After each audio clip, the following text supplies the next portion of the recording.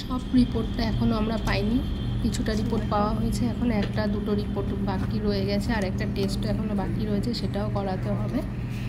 আজকে রিপোর্ট এখান থেকে নিয়ে নিলাম, এরপর আবার অন্য একটা হসপিটালে যেতে হবে যেখানে টেস্ট করাতে হবে। তো সেখান থেকে এখন 1-2 দিন সময় লাগবে। তো চলো এখন তো এই ফুল গাছের একটা চারা বাজারের দিকে, তো চলো যাওয়া যাক। তো চলে এসেছি হসপিটালে রিপোর্ট নিতে। তো রিপোর্টটা নিয়েছি।